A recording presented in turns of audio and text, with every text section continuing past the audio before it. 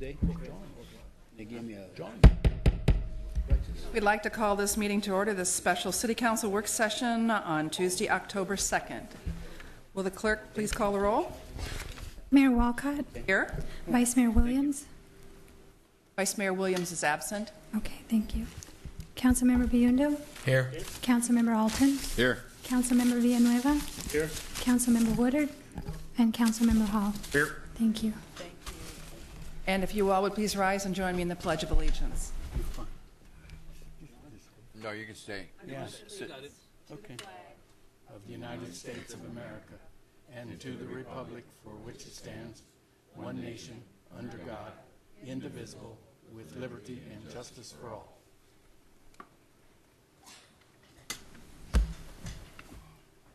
All right, first item. The November ballot election update, and I'll be giving the report on Sherry's behalf. The general election is Tuesday, November the 6th, 2012, and polls will be open from 6 a.m. to 7 p.m. that date. And if you are not on the permanent early voting list, you will not automatically receive a ballot in the mail, since we are not consolidating our ballot issue with Maricopa County Elections Department. The issue on the ballot is the APS franchise ballot issue, which is a 25-year agreement. Early voting begins on Thursday, October 11th. The last day to request an early ballot is Friday, October 26th. Early voting ends on Friday, November 2nd at 5 p.m. and voter registration ends or closes on Tuesday, October 9th. Thank you. Thank you. Members, are there any questions about the general election update? No questions? Well, I do. Councilman Alton. There is no early voting that's going to take place. Is that what I heard?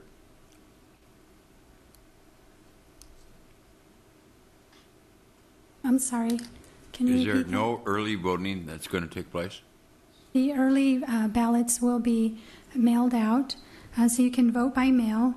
And I believe that there's going to be polling location for those ballots that need to be verified, but I can confirm that with Sherry, and I will get back to you. Thank you.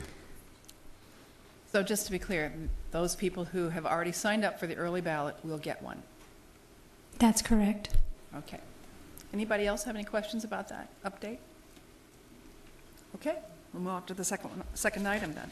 Presentation and discussion of the preliminary fiscal year 12 budget pre-audit results. Discussion regarding resolution 2012-103 authorizing fiscal year budget adjustments. Thank you, Mayor. Welcome. Members of the council, I'm happy to be here today with what I think is a little bit of good news, which is nice for a change, I think. I'd like to introduce to my left Lindsay Duncan. Most of you know her. She's kind of our go-to lead budget person in the department and has been very instrumental in getting this report ready for you today. I'd also like to take another chance to thank the staff in the finance department. I think they're kind of the unsung group in this situation, working very hard to come up with these numbers and do good work for us, and I think we owe them a thanks for that. I want to remind you before we get into the numbers, these are unaudited results, so we have just begun the process of putting together our financial statements. There may be other adjustments that need to be made as we go through that process, and so I want to just counsel your consideration in that area. So with the first slide, let's basically summarize this with that 2012 results were better than what we estimated. Revenues were about 2.6% better than the estimate, and that was really because of local sales tax and building permit and related revenues that came in higher than expected. We also had some one-time revenues that weren't expected. For example, the county did an audit of their jail tax bills, and they realized they had overbilled many of the cities, so we got a refund of about $150,000 for that. Expenses were also over the estimate. That was primarily due to expenses related to the RIF, about $500,000 for that. Also, we had some unbudgeted development agreement activity, which was really for the Prasada payment, and that they weren't expected to qualify for their first payment until fiscal year 2013, but they actually qualified earlier, so we had to make that payment here about a month ago, or actually about a week ago, I guess. So this is the chart with the numbers. We want to start with the first column, which is really the estimated amounts for 2012. Then we have the actual amounts, and then we show you the variance in dollars and then in percent. So the beginning balance was estimated at $200,000, resources of $83.9 million, expenditures of $81 million, for an ending balance of $3.1 million. And then we have some planned transfers for interfund loan interest, which I know you all heard ad nauseum. Those transfers haven't been made, but those were estimated at $2.5 million for an ending balance of $600,000. So then once you factor in that resources were $2.2 million ahead of what we expected, expenditures were $1.5 million higher than expected, but the transfers are now about $400,000 less than expected. That's what gives you the variance of a better ending balance by $1.1 million. Then this is just a chart showing 2011 actual resources, what the budget assumed for resources, and then the estimate, and then finally the actual. And the biggest difference in the estimate from the budget was local and state sales tax were coming in stronger midway through the year than we had in the budget, so those estimates were revised upward. And then the actuals, again, city sales tax came in even stronger than what was assumed in the estimate. Building activity was quite a bit higher, and spring training also came in better than expected. Just to give you a reference point in terms of the building activity, the revenue estimate had 185 permits for single-family homes in the estimate. We actually did 245, so about a 30% increase.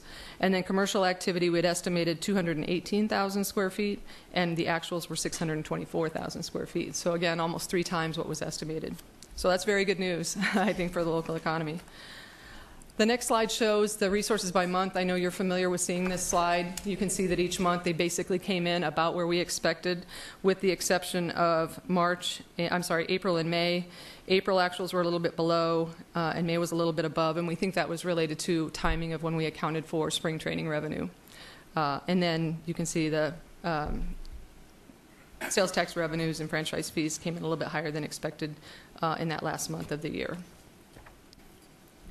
This gives you the actuals compared to the estimate by category. So local sales tax, you can see, is about $1.1 million ahead. State shared, which includes state sales, state income tax, vehicle license tax, and the highway user revenue fund, came in just below what we expected. And then charges for services and other, that's really where we saw the increase, again, with the building permit, baseball, and the jail refund was all in that category. And the last 2, property tax and franchise fees, were right on. So the next 2 slides are kind of interesting. So this is sales tax excluding construction, and you can see generally every month it was just a little bit better than what we estimated, and that's great. You like to see that kind of activity, and for the whole year, 11% higher than 2011. Again, very good results. The next slide shows construction, though, by month, and you can see that's not quite as consistent. We think that towards the end of 2011 and then going into 2012, that Loop 303 had a big impact on this, and there were some other commercial construction that went on that also contributed to this big increase. I don't know that we can expect that kind of growth continuing, but boy, wouldn't it be nice. Let's see, let's go to the next slide. Okay, so expenditures, again, this is like the revenue slide. It shows the 2011 actuals, then we show the budget, the estimate, and finally the 2012 actuals. The major difference between the estimate and the budget for 2012 was some additional developer reimbursements where sales tax were coming in stronger, so we had to return more in reimbursements. And then the way we have accounted for the construction sales tax, the piece where the general fund keeps $1.25 million and the rest goes to the CIP fund, we've actually accounted for all of the revenue in revenue, and then the part over $1.25 million is shown as an expenditure. And so for 2013, we're going to change the way we show that, because when revenue comes in stronger than expected, that looks great on the revenue side, but it's kind of false because you're moving it to the CIP on the expenditure side. Also makes you look like you were over. So we want that to just reside within the CIP fund, the estimates for those amounts, and then they don't artificially impact your general fund. So that's part of what's going on in this expenditure number as well. But the actuals for 2012, primarily why they're over the estimate, is the Prasada payment and then the RIF payments, which were somewhat offset by the, most of the departments were actually under their budget in terms of expenditures. So I'd like to publicly thank the departments for that. Again, this is a slide I think you're very familiar with, and it shows the expenditures by month. Again, it tracks very closely to what was expected, with the exception of the reduction in force payments that occurred in May, and then the developer agreement that occurred in the last month of the year. Lastly, we're going to come back to you next week and ask for your formal approval of some budget adjustments that need to take place. These are really technical in nature, and it's just to keep you in compliance with state statute and also with your own policies. I'd like to remind you that it doesn't change the overall budget. It just moves the appropriation authority from one category to another to keep you in compliance. So we'll bring those back, and they were in your packet on Thursday. And then finally, because the news is good, and I like to repeat good news, I just show you the chart from the beginning of the presentation that we are, at least at this point in the game, it looks like we're going to end the year much better than we expected. And I think that's positive going forward into fiscal 2013. With that, I'll take any questions. Councilman Hall? Thank you, Mayor. Do we know anything about 2013 yet? That's my next presentation. Oh, good. Oh, good. We do, and I'll be happy to share that with you. Momentarily. Any other questions, council members? You did such a great job. There are no questions. Fantastic. Read the next item. So we'll go to the next item then. Staff presentation regarding fiscal year 2013 year-to-date budget status.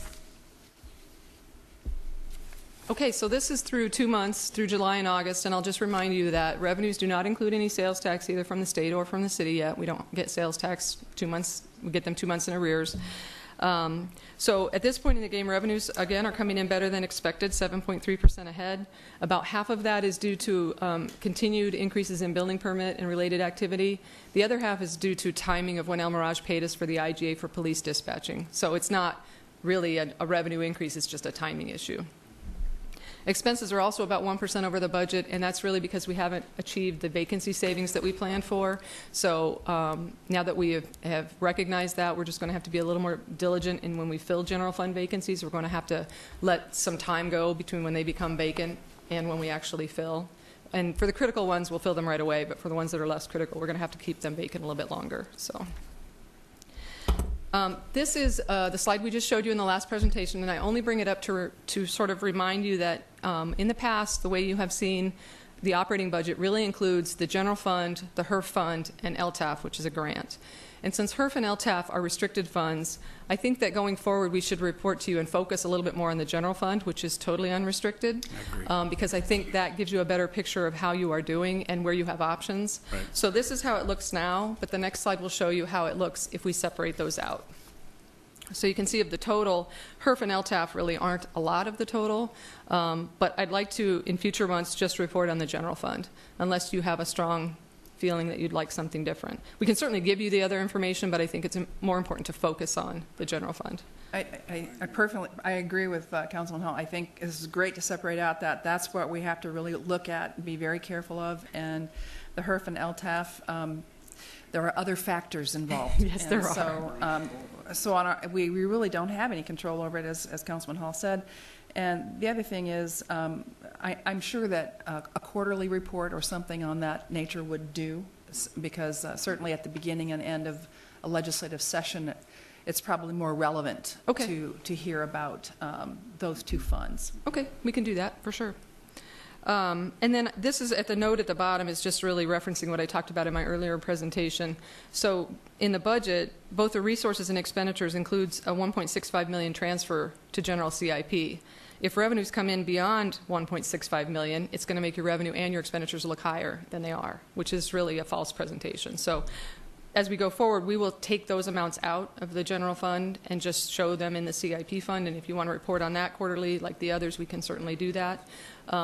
But since you've got a policy in place that says the general fund only gets $1 million in a quarter, I don't know that it makes sense to report on variations in that, unless you feel differently, and I'm certainly open to that.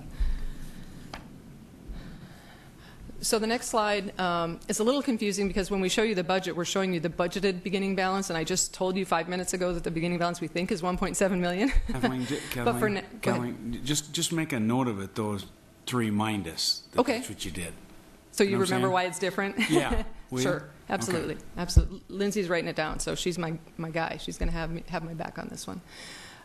So the budget called for a beginning balance of $500,000, which we now know is probably more like $1.7 million, and then resources of $82.7, and total expenditures of 75.2 or an ending balance of 8 million. So if the resources and expenditures come in as expected, we know we started with a higher balance. We should end the year with a higher balance than expected as well. So that's good news. Hopefully we get a little bit better news on the revenue side and we really make some headway on the reserve, which would be great. So, but this shows you that the budget for resources was 4.1 million through August. We really had 4.4. The 300,000 difference is, as I mentioned, the timing of the El Mirage payment and also increased permit activity. The expenditures, the difference here is really we didn't meet our vacancy savings. We're a little bit under in supplies, and I'll show you that in a minute, but the variance is really related to vacancy savings.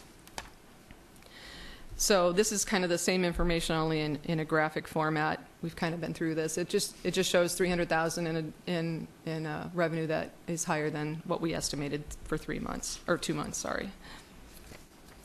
And then this is the month by month. Again, no sales tax activity, so July and August are very low in terms of the actual revenue that comes in each month. And then you see the big jump in September because we get state and city sales tax for the first time in that month. So I'd be anxious to see that number. Hopefully it's positive. And then the next graph, again, no local sales tax so far. State shared revenue is right on. That's because most of that is income tax, and income tax, you know the number. If there's no guessing, there's no estimating, you know the number. So that's pretty easy to get that one right. Charges for services, that 300,000 is the number we've talked about before with the El Mirage payment and also the permitting activity. No property tax as of yet, which is also expected. Those payments really aren't until November and then in the spring. Franchise fees and transfers, again, right on. So the staff's done a good job so far of estimating revenue. Kathleen? Paul, I think you had a question.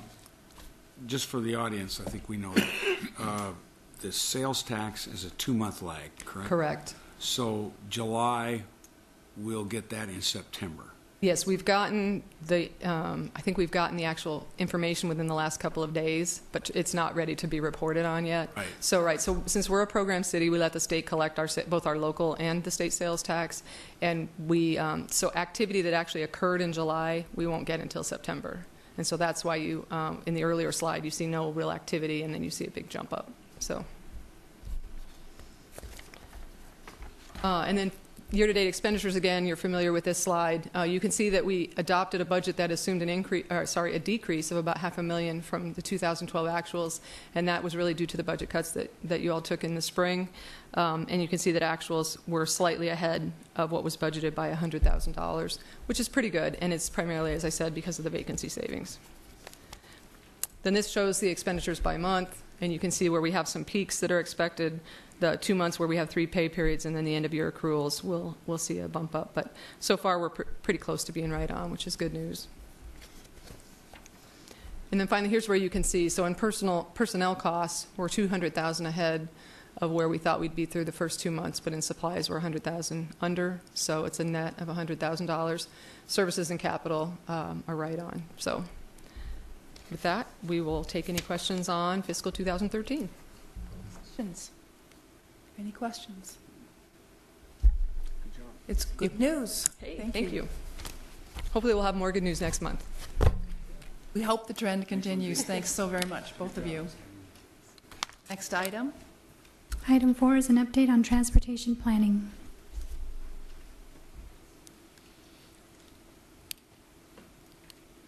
Welcome, Jeff. Madam Chair, members of City Council, ladies and gentlemen, good afternoon. We are very excited to present to you what I think is the first ever quarterly transportation planning activities report. And I want to reintroduce this topic because it really comes back to the budget decision that you made last year, and that was to reposition transportation planning into the Community and Economic Development Department. My recollection from your discussion in the budget session was really to make a stronger link between transportation, economic development, land use planning, and strategic planning, and thought that activity should be more in the planning section, and that's where it is. And I also want to stress to you that we need to reintroduce Karen Savage, because Karen is now our transportation planning manager, and she has a wealth of experience that you may not be aware of. She has her master's degree in transportation planning from a school, UCLA, pretty good school, yeah. She has over 30 years managing complex transportation projects all over the country. And the thing that I think is most important is it's private sector as well as public sector.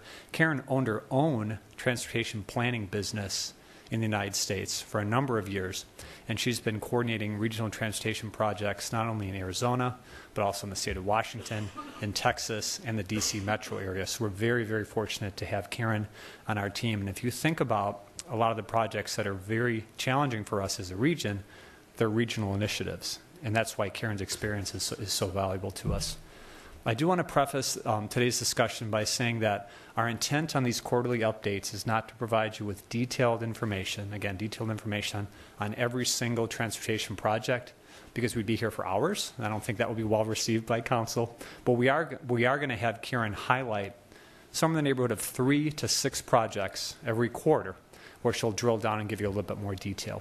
And if there's a couple of projects that she glosses over because we didn't want to drill down on this particular evening, then just let us know, and we'll bring it back for the next quarterly update, and she'll hit that a little bit harder. So now I'm going to turn it over to Karen. Thank you, Jeff. Madam Chair and members of the council, I'm very pleased to be here for the first of what I hope are many quarterly transportation planning updates.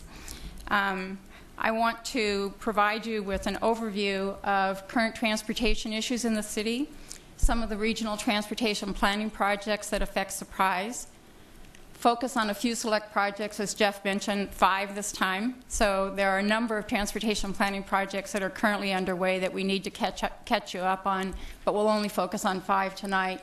And then I wanted to give you some food for thought for your upcoming retreat, to look at some preliminary oh, was that a surprise? Go ahead. Okay, sorry about that. But I wanted to give you some preliminary idea of transportation vision for the city, which is based in part on the strategic plan, and also a number of projects that will need to be making some decisions about priorities. Transportation is a priority for the city of Surprise. In the 2012 National Citizen Survey, it was ranked as the #1 item in things that the city could change that would make residents want to stay in the city. There are a number of issues associated with transportation, one of them being regional connections.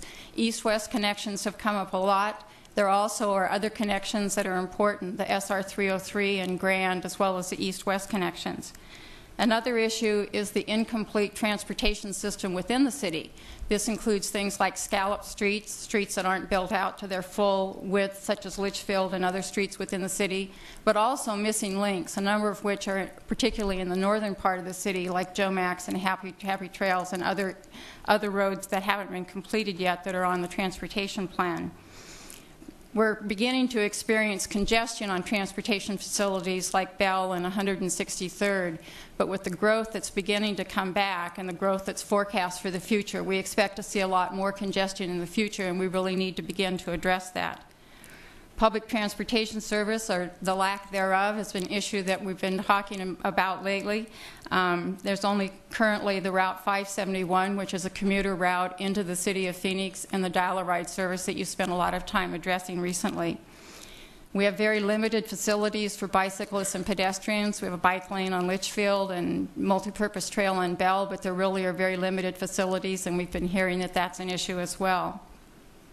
Maintenance is an ongoing issue. We have a large infrastructure that we need to maintain, portions of which are in need of maintenance, and we really have not allocated enough resources in order to deal with that issue. And overall funding, that's the big elephant in the room, if you will, whether it's for capital improvements, for operation of the system, or maintenance of the system. That's an issue that we're all going to need to deal with in the future. Currently, there are over 20 active transportation planning projects in the region that affect the city of Surprise. And we're not, like Jeff said, we're not going to talk about all of them right now, but there are a number of things going on by a number of different agencies. And there are summaries of these transportation projects in the transportation briefing book, which we placed on the web earlier this year. In addition, there are also summaries of another 20 or so projects that were completed by various agencies between 2005 and 2011.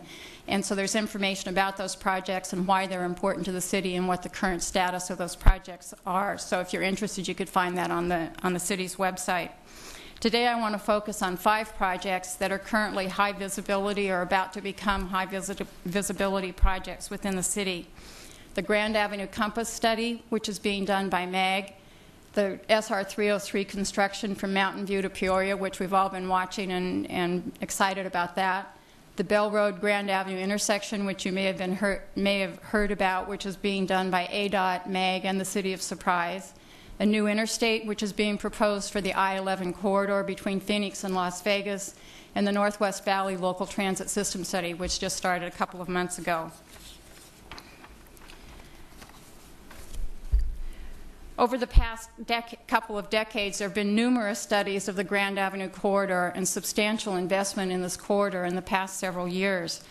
It's a major regional facility as well as a gateway to the City of Surprise and important for the city. There's tremendous potential for redevelopment and revitalization along this corridor, and this is something that's part of the Grand Avenue Compass study. And I think they worked really hard to come up with COMPASS. It stands for Corridor Optimization, Access Management Plan, and System Study.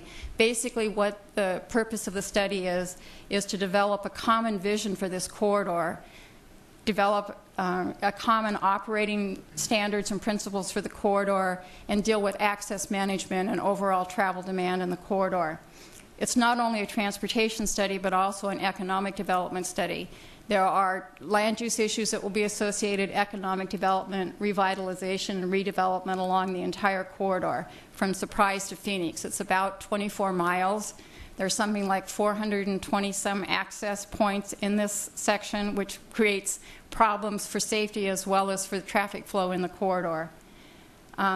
Last February, the different partners to this study signed a charter agreeing to work cooperatively to develop a vision for the corridor and also to develop access management strategies that would be implemented in the corridor to prevent some of the kinds of issues that we're dealing with today. The outcome will be a multi-agency implementation plan in order to make improvements in the corridor, to deal with access management requests as they come in, and also to look at aesthetics and signage and other issues to get some kind of consistency along the corridor. Karen, question. If you go back to that map that I think was on the previous slide, yes, same map is out in the lobby there, and it appears that it ends at Sun City West. Is that? The corridor extends from Phoenix out to the 303 in Surprise. Okay, because I didn't see that on the map, and it's kind of hard to read that. There's a lot of territory on that map. Thank you. SR 303, Mountain View to Peoria, is a really exciting project. I'm a planner, but I'm also really excited when I see plans come to fruition and I actually get to go out and take pictures of things. So this is important not only as a major connection and access point to the city, but also for the economic development that can occur in that corridor. And we're seeing some of that already. The state is about a year into construction, and they're about 50% complete. Which is, they've been moving along really rapidly. They are on target to shift traffic to the newly constructed lanes the end of October, beginning of November, and then they'll concentrate on building the southbound lanes. They also are proceeding with the development of sound walls for the communities along the corridor to protect them from the noise of the freeway, and they've been working very closely with the communities to let them know what's going on and what's happening in the construction schedule and any kind of interruptions that they might have. They expect to complete the sound walls in early 2013 and complete this section from Mountain View to Peoria by the fall of 2013. It represents a significant investment for the region, $129 million just for the construction of the section between Peoria and Mountain View. And I think there's another about $48 million programmed for the interchange at Grand and 303. So it's a significant investment not only for Surprise but for the region.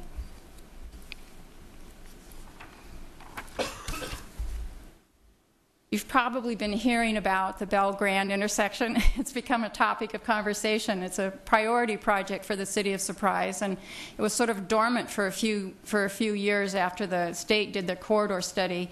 But in the last few months, we've been meeting regularly with MAG and with ADOT, and are really making progress on moving forward with this project. It is an ADOT project, and they will be responsible for completing the design concept report and the environmental assessment for the project. But a few months ago, MAG actually hired a consultant, Burgess and Naipaul, to develop a different concept for the project. Up to that point, we were dealing with concepts that required tremendous right-of-way and had significant impacts on the community and were outside the budget for the project. So they did come up with a new concept called the median urban diamond, and in this concept, Bell Road would go up and over Grand and over the railroad tracks and touch back down again around 134th. The ramps would come down in the median of Grand rather than on the outside, and what the result of that is significantly less right-of-way take and significantly less cost to the project. Funding is included in the regional transportation plan. There's a total of about $65 million that's included in that plan for improvements unspecified between 101 and 303 on Grand. And there's 3 locations where the improvements are identified. Bell and Grand is the #1 priority. Thunderbird, Thompson, and Grand is another project identified, and the third one is an overpass at 103rd. So they all need to fit within the $65 million budget. ADOT has put together a preliminary schedule which calls for construction possibly in 2014. They've indicated that we need to do an environmental assessment, which would take about a year, design would take another year, and construction would start after that. We're working with ADOT and with MAG in order to try and accelerate that schedule so that we could begin construction sooner. In fact, we met this morning with the Director of Transportation, John Halikowski, and the Division Administrator for Federal Highways, Carla Petty, and talked about this project and talked about putting together a schedule so that we can make sure that we move ahead with the project, get it programmed in the regional TIP, and get the project moving.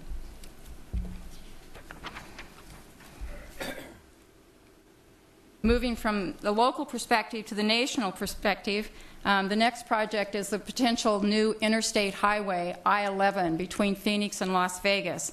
The last interstate to be completed was the Century Freeway in Los Angeles in 1993 after 37 years of construction. So this is a big project. It's a long-term project. It was designated in the MAP 21 federal legislation that was signed in July. And that's a really important step because that makes it eligible for federal funding.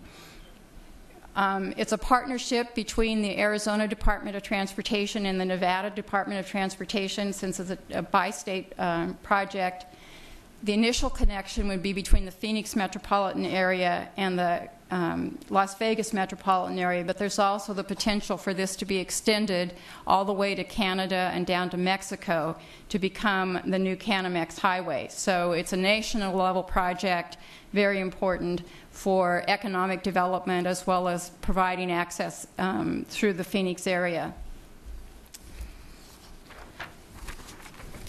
And this shows the potential. I mean, there are many options for where this could go. This shows the potential.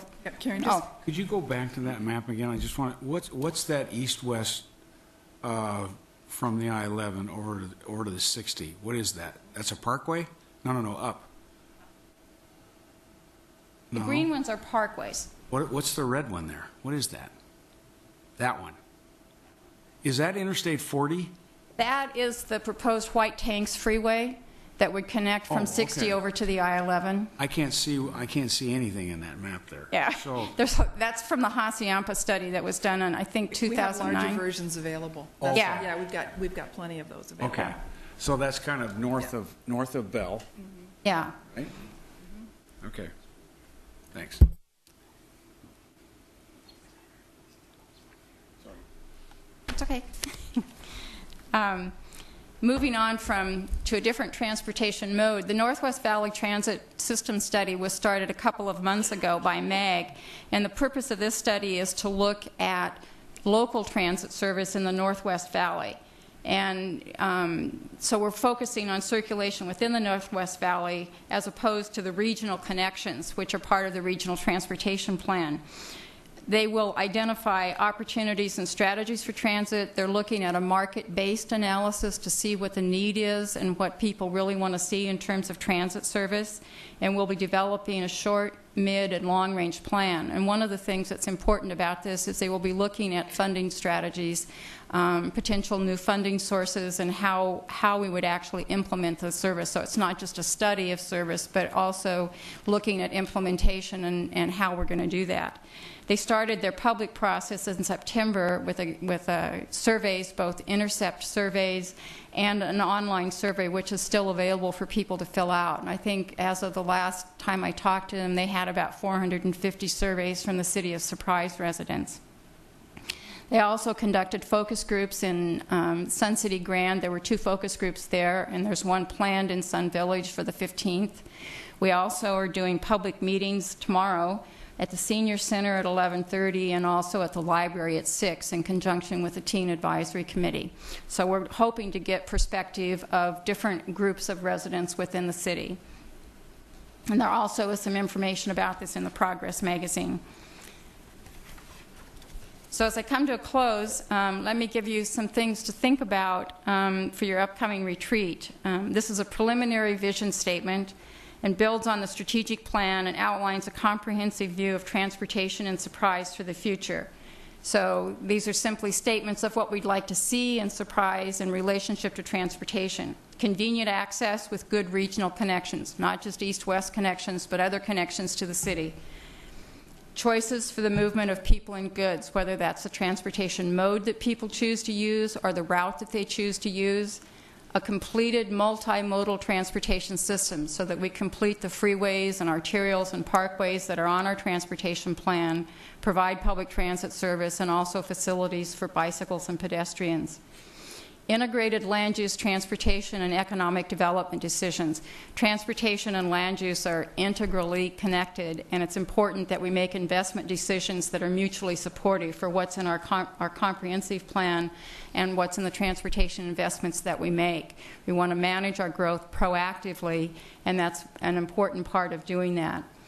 A well-maintained and managed transportation system, using technology to help us get the most out of the system that we have, managing demand so that we can try and smooth out some of the peaks, and managing the system that we have. A strong financial foundation and long-term funding stability. This is an issue that we're going to need to deal with. There are a lot of proposed improvements in the transportation plan and in addressing the issues that have been identified, and it's something that we're really going to need to take a look at. And also being a leader in the region on transportation issues. I think that as we move forward with the next regional transportation plan and the next proposition or funding proposal for the area, Surprise needs to be in a position to really advocate for those things that are important to the West Valley and to the city. So here are some of the things that have been identified from the short-term perspective for transportation improvements. The Bell and Grand intersection improvement, completion of the SR 303, better east-west connections, particularly north of Bell in the short term, and public transit, looking at local circulation and connections to the regional system. There are a number of big-ticket items that have been identified in the long term as being important to the city. Commuter rail, Interstate 11, regional parkways. There's a whole system of those that have been identified, and we've been working on studies with the county and looking at those parkways and where they should be. East-west connections, both north and south of Bell. Local and regional transit service, and finally, facilities for non-motorized travel. So there's a lot of things on the shopping list. There's a lot of things that need to be done for transportation within the city. There are limited resources, and we're going to need to make hard choices about priorities and about looking at revenue for these projects and the transportation improvements that we're going to need as the city grows. So I know I've given you a lot of information in a short time. Be glad to answer any questions that you might have, and that concludes my presentation. And before we open up for questions and comments, I know that there's going to be a question because Mr. Hillman has been working on putting together dates for as mentioned, a future retreat. Sorry. So it has not been announced yet because I don't think Mr. Hillman has actually found a date yet. So. Good. This is we're still working on the final date. Actually, the retreat itself, we're looking at probably holding it on a Tuesday evening in place of one of the workshops. It could be about probably a 4 to 5 hour retreat. So it would be in the same time slot is your current Tuesday workshops, and it's really going to concentrate more on the beginning of the budget process, the budget calendar, looking at our programs and services, again, re-strategizing and strategizing our strategic framework / plan, et cetera. So it won't probably have an immediate direct effect on the transportation, but if you heard the retreat coming up, we're still finalizing that, but we'll get that date out to you probably in the next 3 to 4 days. Thanks for cluing us in. And so, first of all, I want to thank you, Karen, for putting together a really comprehensive report and really helping to illuminate the subject for not only the council, but the citizens of Surprise. I think this is a great step forward for our city that we are actually talking about this at the table together so that people understand what's out there. And how much the impact of regional projects are impacting our future, and we have to be really at the table to discuss those openly. And so Karen has been a tremendous asset, and she's been hiding, but we're really glad to have her out spreading her wings. And she's been a tremendous partner and working with me at MAG and joined us on a recent trip to Utah to look at some of the other options that we have been talking about.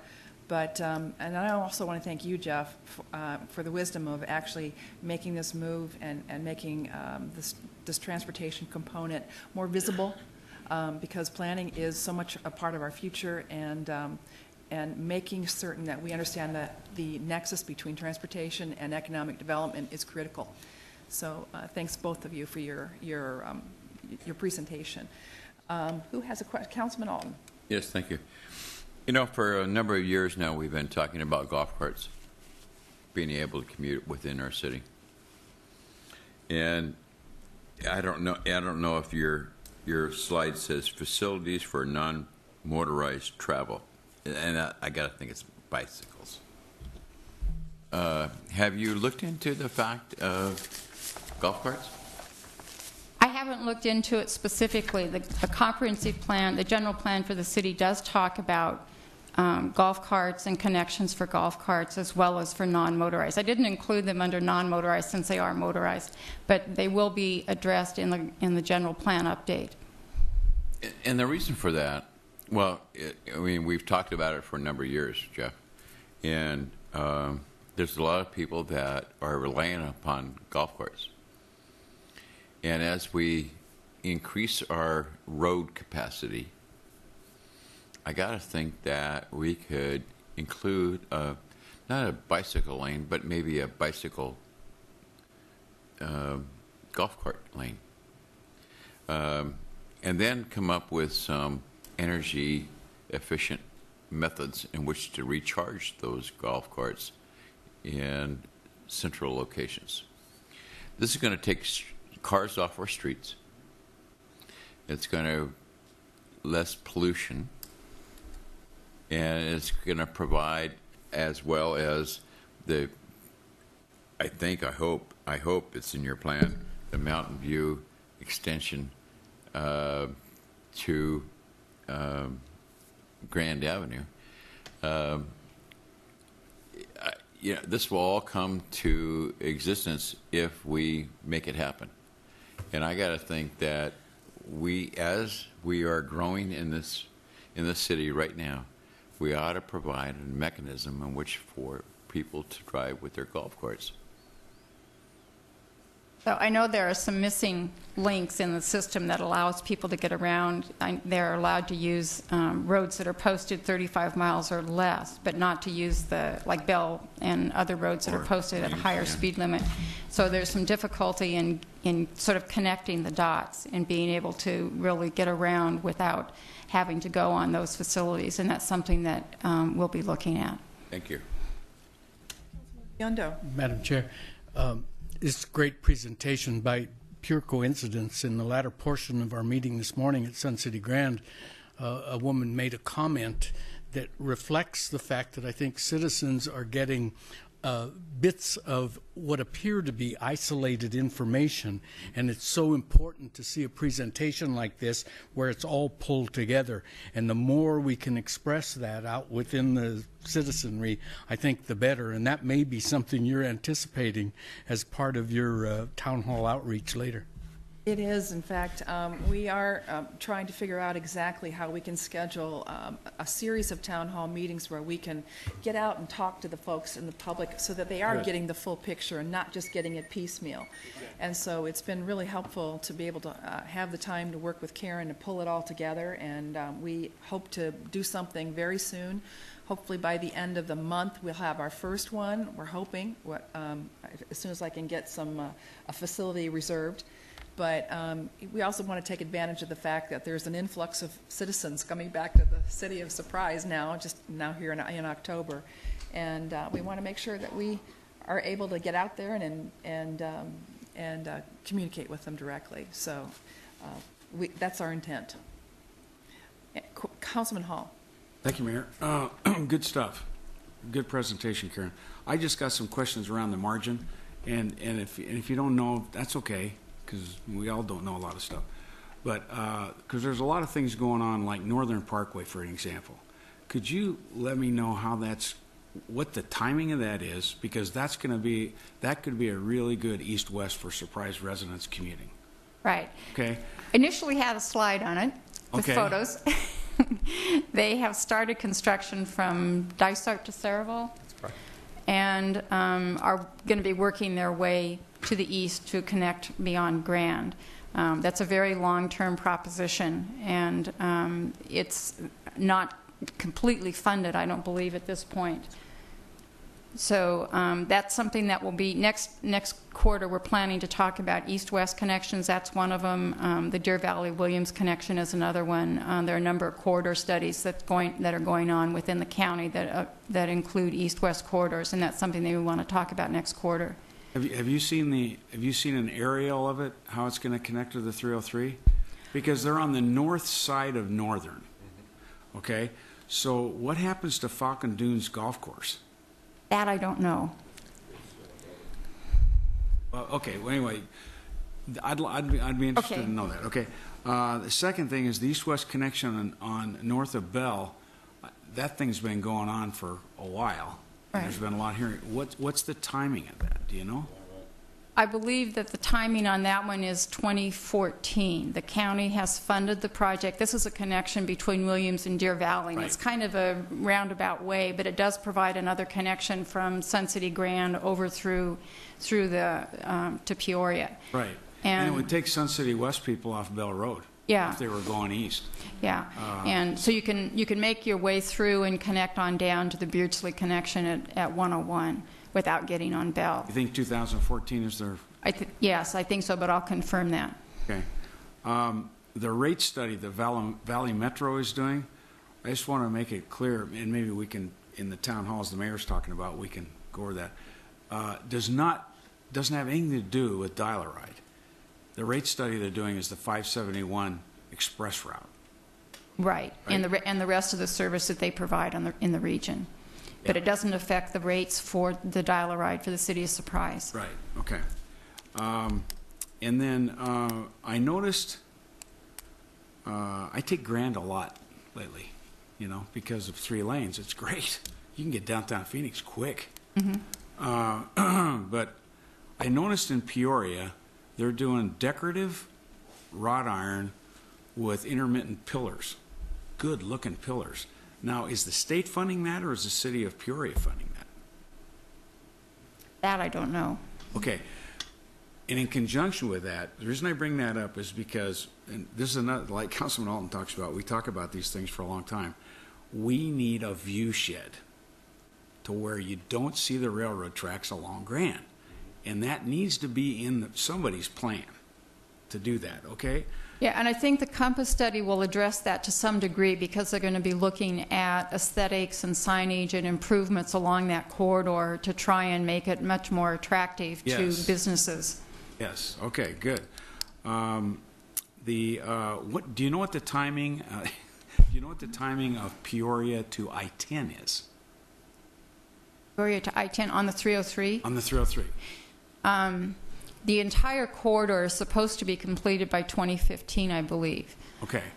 They're about 40% done with the interchange at 303 and I-10, and they're working on the various segments in between there. There are various stages of completion on those. 2015, so about 3 years will be okay. The MUD, the metro, what do you call it? The Median urban diamond. Yeah, okay. So there will be a light at the top of that. Yes. Okay. So there'll be a light at the top of that. They'll be actuated by City of Surprise or by the state? That'll be the City of Surprise's signal so that they can connect that with the timing of the lights on the rest of Bell. Okay. Okay. All right. Good. Thank you very much, Karen. Any other questions?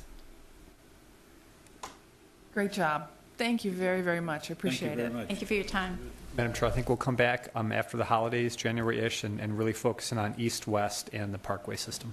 Great. Thank you. Thank you. Next item.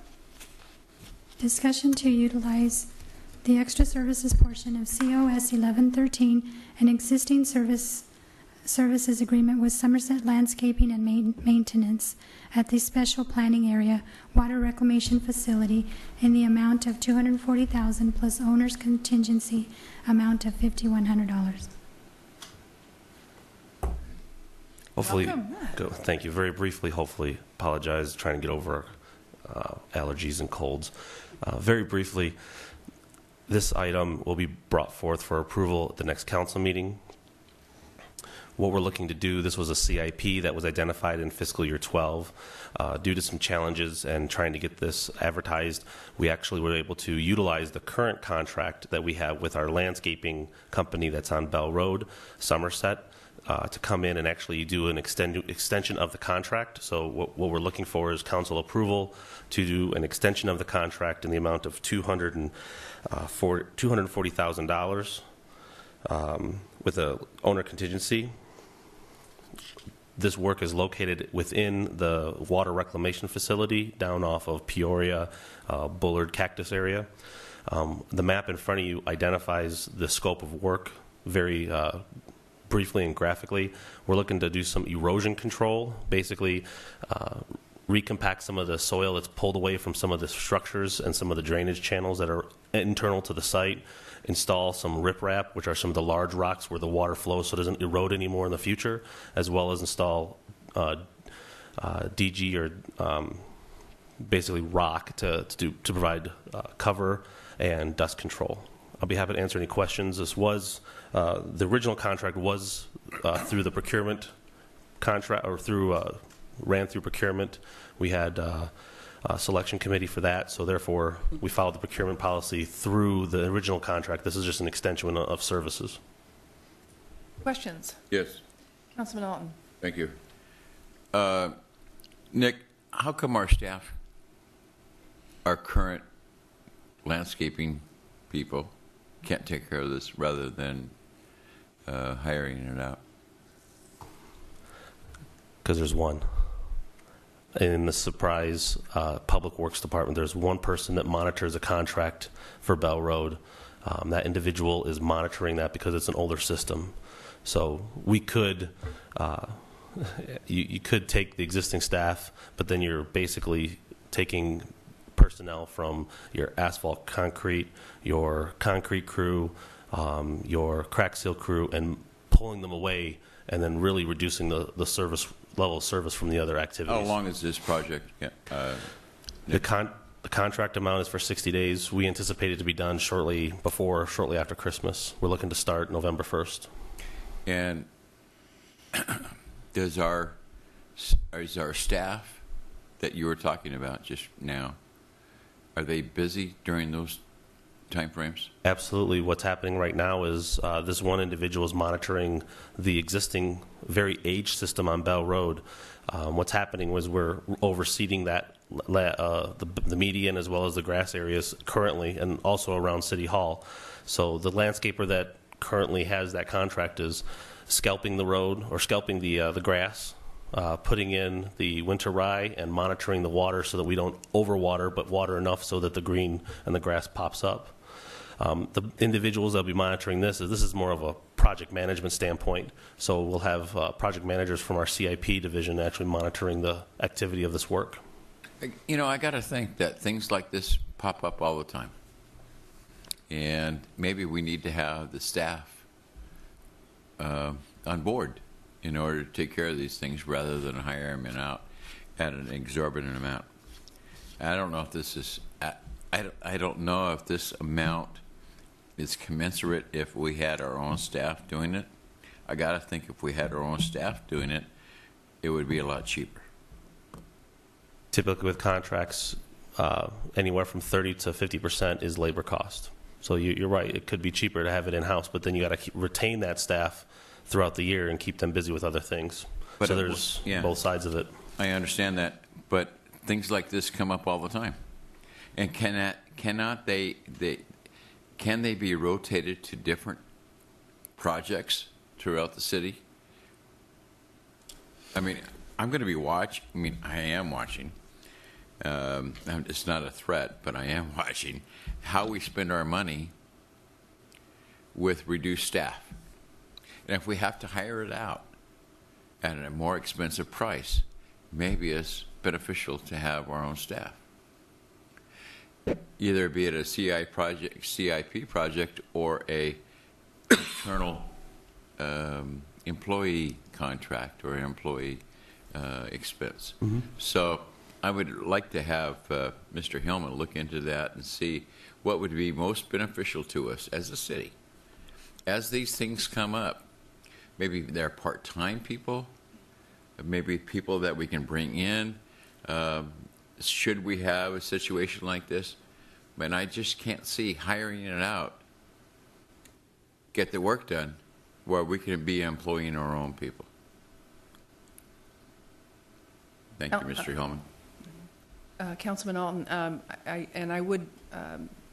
I certainly think that we'll probably be talking about those things in the upcoming budget discussions as to, weighing the in-house versus contracting out. But I'd also like to remind the public that we are also in the midst of a 2-year recovery plan that we have adopted. And it's based on the 2 years of anticipation revenues coming in and how they need to go out. Do we need to adjust as we go along? Certainly, but we're not out of the woods yet, for certain. And we want to make certain that what we are doing is long-term in the best interest of the city so that we can accomplish our goal at the end of the 24 months that we had directed our city manager to get us to that fully funded reserve.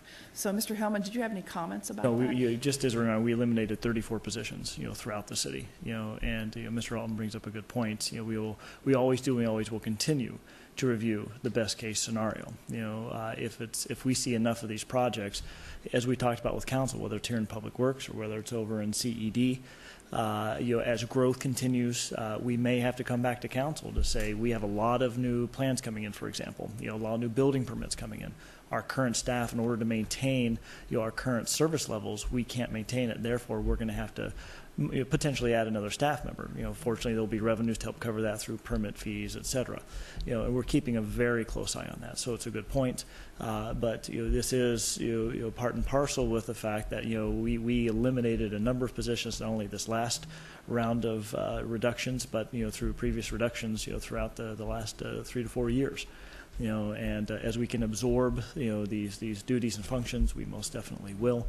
But as these duties and functions continue to increase with continued work in any of the utilities or in Public Works or in CED, we'll definitely be coming back to you and saying, okay, we think we're reaching the threshold, and we need to probably start adding some more people. And here's how we'll offset the revenue. So thanks. Councilman Hall. Thank you, Mayor. I don't know about this specific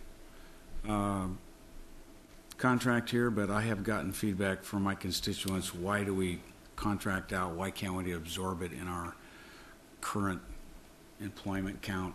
I've had that question to me a lot of times. I've answered that we hire a city manager and a public works director to make good business decisions, And I think in general, if you look at the wastewater fund, I wish our general fund was this flush.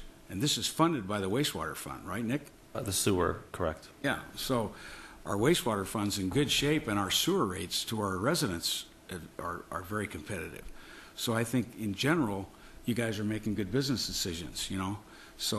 But I understand where Councilman Alton's coming from. I get that question all the time. When we do sidewalks, how come we don't do that internally? Why do we hire a crew to do? But you know, every case has to be analyzed on its own. My question is, did CareScape bid this job? We actually originally went out and asked both because CareScape is also a contract with the city. Yeah, they're a local company in Surprise. Correct. We asked both to provide the estimate. Somerset was the the cheaper, I should say, the less expensive. So Somerset was the one we went with because of the costs. But we did ask CareScape to provide an estimate. Okay. It's really sad when we got to go all the way to Chandler to do this kind of work, you know, and we got a big company right here in Surprise that does this work. But hey, you know, we have to protect the taxpayers. I understand. But as long as we got a good bid from them and we communicated that take their best shot, okay, that's all I got. Anyone else? Yes. Councilman Woodard. I just want to make it clear in my head that this project is being financed through the enterprise funds. Is that correct? Okay. Kind of to respond to Councilman Alton, if we did this outside, if we did this in-house, where would those funds come from?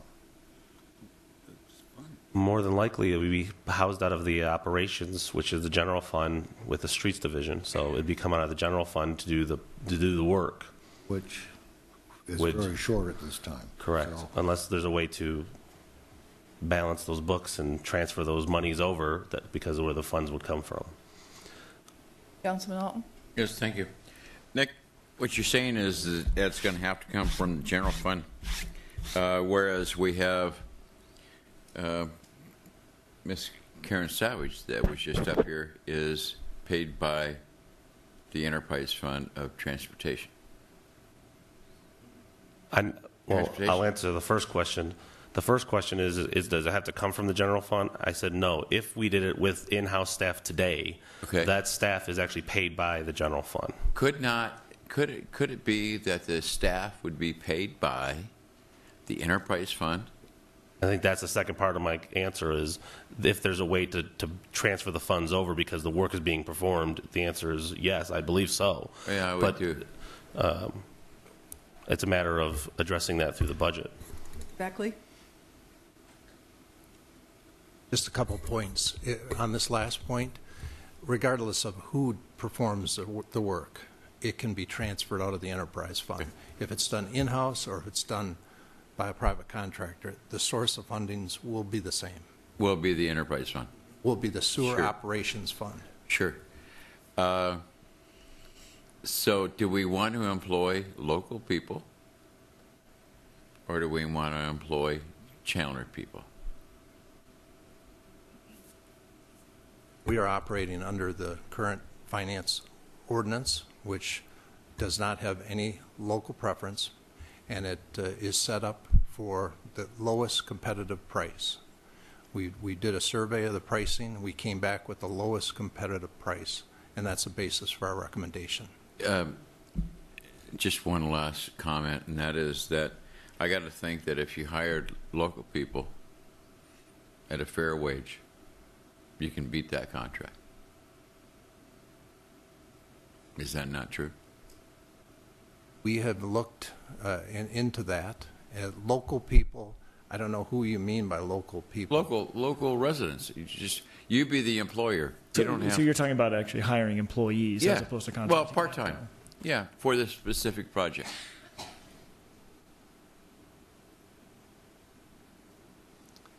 I would have to say, because the nature of this work, if you had an opportunity to look at the breakdown, it's spreading gravel. That's the basic part of this work. So if you're going to just put an open call for staff, I don't know what training they'd have or what supervision that would be required, what insurances would be mandated. All of those factor into the burden and overhead to this service. So we, as a public agency, deal with contractors that meet our bidding requirements. Okay. So in the course that. of this analysis, we looked at the competitive marketplace to secure the best proposal. You know, I got to think back to my old days that I was a contractor as well as at one time. And, you know, I got to think that you can have a contractor that can hire local people at a reduced wage. At least people are working. And that the buck stops there with the contractor.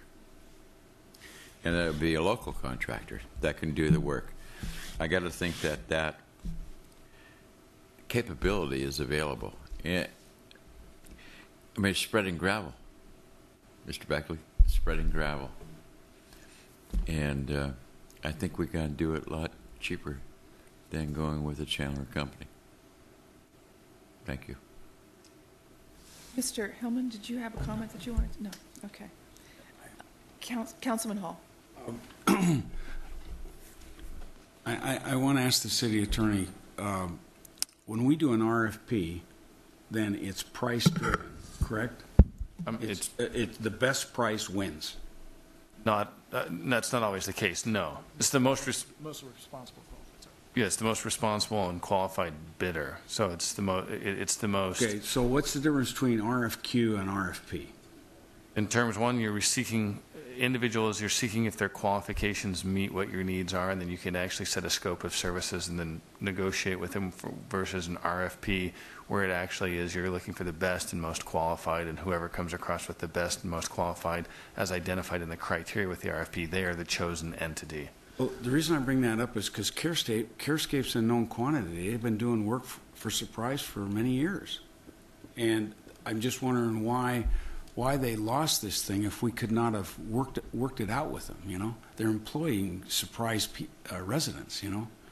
We went, and the RFP process that we're using for this pricing was done twice, matter of fact. It was done originally, and we didn't have a good response. So we went out for that RFP a second time. So there was a very thorough process used and a lot of considerable advertising done to secure the best pricing. Two companies proposed proposals, CareScape being one, Somerset being the other. After examining all of their pricing structure, their capabilities, their experience, their ability to do the job, and this would be on our landscaping through our major thoroughfares, it was determined that Somerset was the more responsive and the lowest bid. So for whatever reason, CareScape... So Somerset's done work for us before. CareScape is the contractor that provides all the landscaping services on Bell Road currently. No. CareScape works for... CareScape, yeah. Yes. CareScape works for CRS doing a lot of the parks. Somerset does Bell Road landscaping all of our right-of-way. Okay, so... Prior to Somerset, we used to use CareScape. So Somerset is doing that work, and so you know their quality of work, and they have an experience, and... We've had them underneath contract for about a year and a half now. Okay. All right. Any further? Oh, Councilman Biondo? Just a question. Oftentimes there are local preference conditions within ordinances. We don't have anything akin to that? No, we do not. We don't have that. Actually, we've had this discussion for quite some time about local preference or ordinances, and actually we had an opportunity, I think we do have an opportunity to talk with the City of Phoenix and what they've done on local preference. But local preference, it depends on how you define local preference. And I think what the City of Phoenix has done is really led the way in the Valley on how you define local preference. And perhaps we should go to school on that. I think it would be helpful if we brought them in, had a workshop on what they've done. I think they've really, what they have done has been very well received in the Valley. And I think it helps the rising tide for all businesses in the valley. And perhaps we should look at doing something similar. So if that would be the will of the council, I would ask the city manager to see to it that we include that in a future council workshop. Yeah, I'd like to explore that, at least have the discussion about it. And I know there's some cautionary tales about all that, but if there's a system we can model after, I'd really like to have some discussion about that. The council may recall that I'm going to say probably about 6, 7, maybe 8 months ago, there was a discussion about the local vendor ordinance. Councilmember Hall has requested it come back. I believe we have that scheduled for later this month. Now we can time that discussion with the city of Phoenix coming in as well. And again, just maybe some quick final notes. I think Councilmember Alton brings up some good points. And how do you make that determination between do you bring in an employee and hire an employee versus going out there and contract? There's certain reasons why you want to go out there and contract. One, you may not have the specific skill or the expertise in-house, and that you then contract out for services, whether that's legal, engineering, you name it. There's a specific skill set that you're going to be needing to accomplish a specific goal and function, and you do that. For some of these other issues, if we were to hire employees to help manage some of these projects, we were to hire somebody that comes in to literally help spread gravel. That doesn't necessarily mean that we're going to be able to use that employee with that particular skill set, because we're going to hire that skill set at the lowest possible wage, but that's still market competitive, and that skill set may not be applicable to another project. And in the end, what happens is if you usually hire somebody in-house and keep them on and just try and keep them filled with work, you actually end up paying more in the long run, broadly speaking, than you would to hire specific contract help. Now, there's always a balance there, and that's what we try and find. And so that's what Nick and Bob do. They make those assessments. Is it better to contract? Can we absorb this in-house? If we don't have the work capacity, or if we don't have a skill set, we then make those determinations to go contract. So that's the process. Councilman Alton. Thank you. Thank you, Chris, for that narrative. My whole thought pattern is we should have people on staff that can manage gravel lane. And all then we need is workers and labor to facilitate that.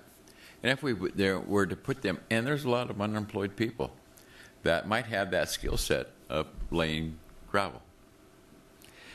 If that is true, we put them on a part-time basis with no benefits, but at least they get an income. And, if this were to come to us next week, is it next week this item is going to come to us? I can't vote for this because I think we have the wherewithal in-house in order to provide the expertise in which to manage the project. We may not have the labor, but we can certainly do it a lot cheaper than what is on the agenda tonight. There are also soft costs that you have to involve hiring X number of employees on a project-specific basis, even part-time. There are the soft costs of HR, finance, payroll, et cetera, absorbing all of that additional workload, advertising, following the policy. So we'll be happy to look into that, and to come up with some different scenarios. But we'll report back to council on what we find. Thank you. Thank you. Quick question. Councilman Villanueva. The two companies that you took bids for, the bottom line, how much difference was there between the high bid and the low bid?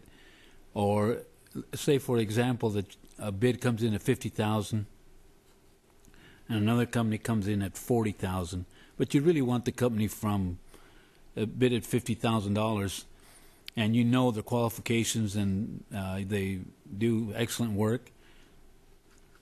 Would that difference be able to hire that company that come in at $50,000? I don't have the difference in price in front of me. I can get that to you and bring it back when we present this at the next meeting. But when you get to the discussion about whether to choose one versus the other, I think I believe there's procurement rules that explain if you choose the more responsive and the more qualified, even though the price difference is comparable to some extent, there's got to be justification to select that one who's slightly above, but reasons for example. So if there was something, I believe, like in the ordinance that says we have preference for local bidders, then that may be the reason to select the one who's maybe $5,000 or $6,000 more than the other one, for example, if that's the difference in price, for example. Okay. Further questions? Thank you so much. Thanks a lot. Next item. Discussion of the City of Surprise Arts Policy. Bailey. Good evening, Mayor and Council. As you may recall, I was before you approximately 2 months ago speaking about the arts policy, and I was directed to go back and speak with the Arts Commission with regards to what the fundamental concerns that the Commission had with the policy. I was able to do so. There are familiar faces here. If in fact Ms. Staley would come forward, Ms. Staley is the chair of the Arts Commission, and she and I have been working together on this and have come to, I think, where has been attached to the agenda, you'll see the existing policy. You'll also see an example of a facility use agreement that's used by the City of Avondale. You may recall the last time I was before you, there was a reference of Avondale, and that was a good model. And then finally, there is a summary of the discussion points that we had in front of the Arts Commission, and thanks to Sandy, because she was very responsive, and we were both working together to try and get something that articulated what we discussed and also the position of the Commission.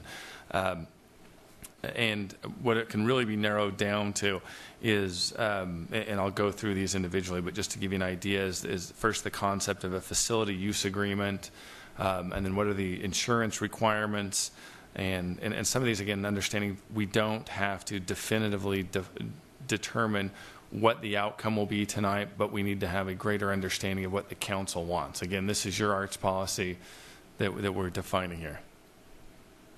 Yes, thank you. Do you have a slide presentation? No. Could you take the existing slide presentation off of it then?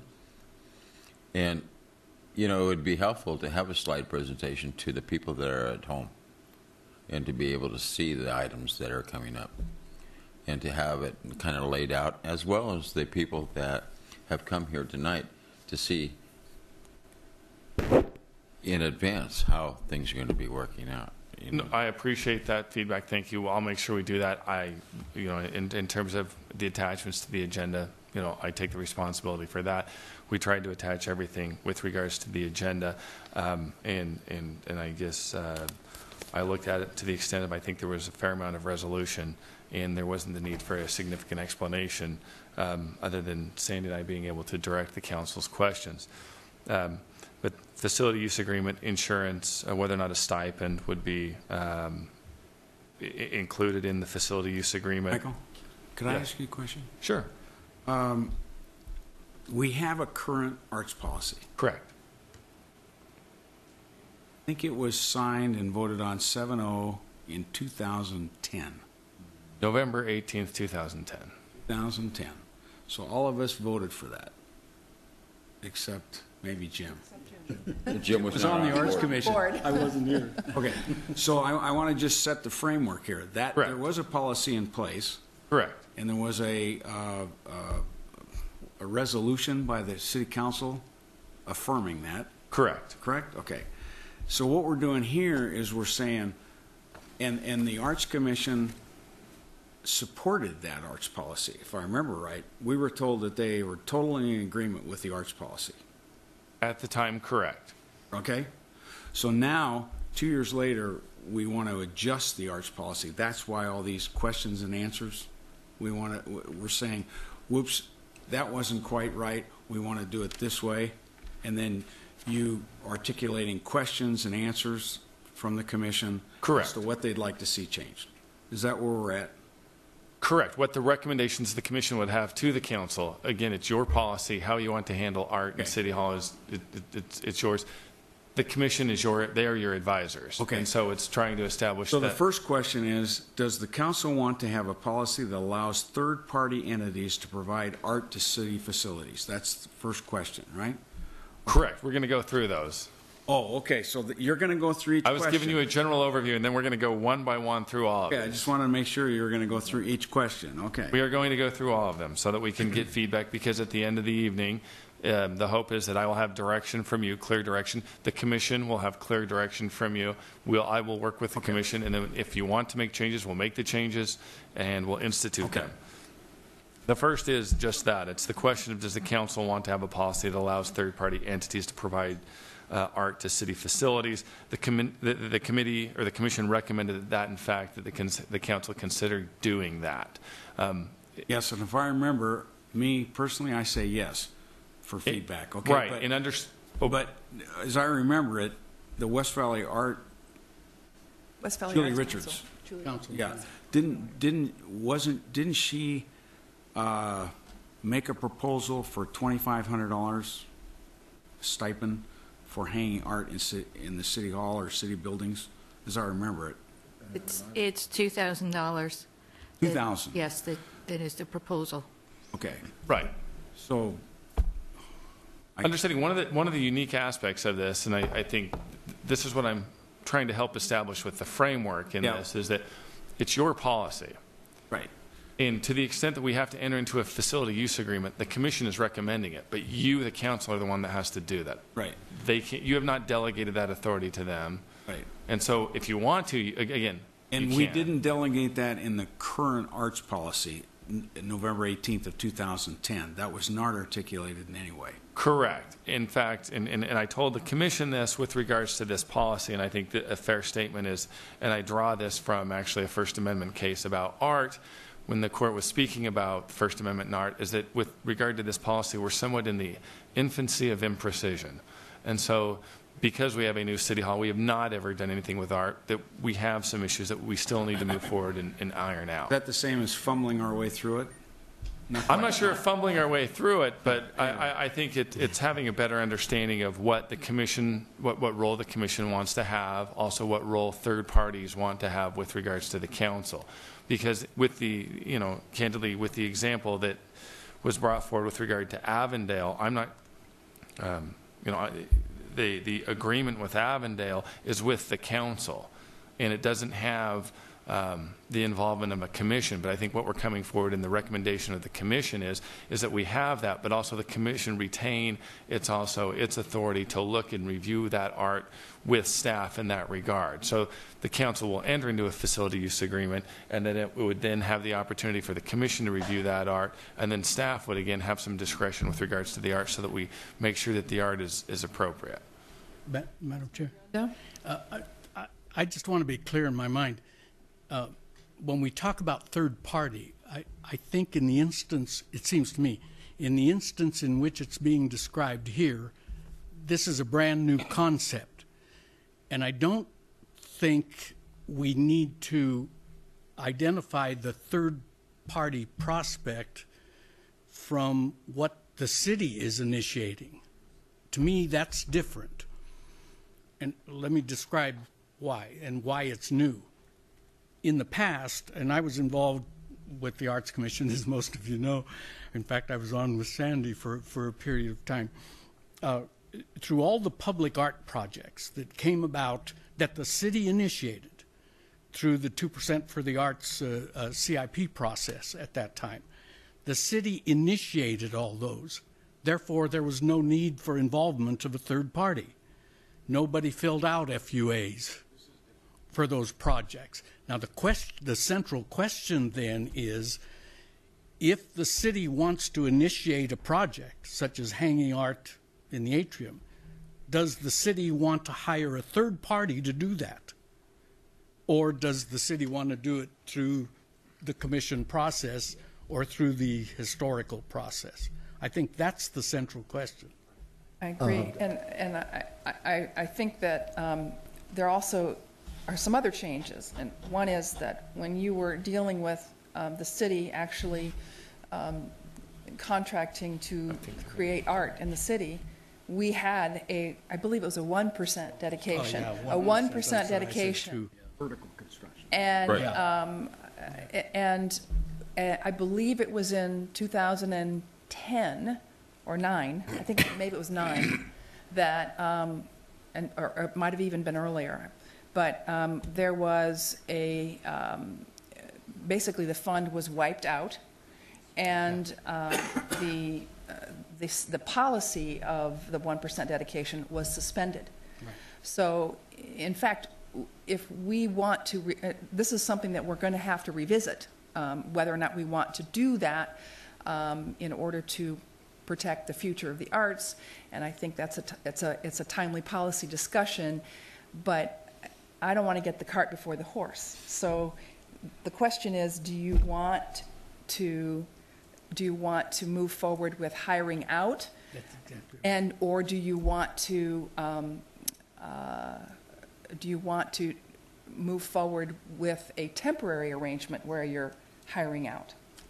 I'm just concerned that we not go on with kind of go in two different directions. Right. And I agree with what you're saying, but to me it begs the question, and here my friends on the Arts Commission and I may have an honest difference of opinion, but it begs the question, then what's the Commission's role? Right.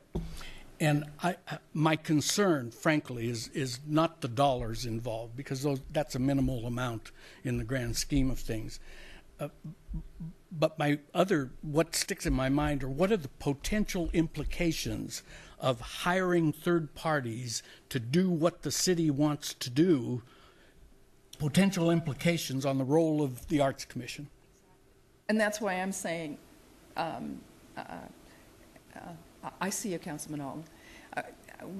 That's why I'm saying I don't want us to take a step forward that we might have to revisit really quickly if we're going to be thinking about rethinking the dedication. I mean, again, it's not about the amount of money. It's really about the long-term policy and the vision of how we improve arts in our city.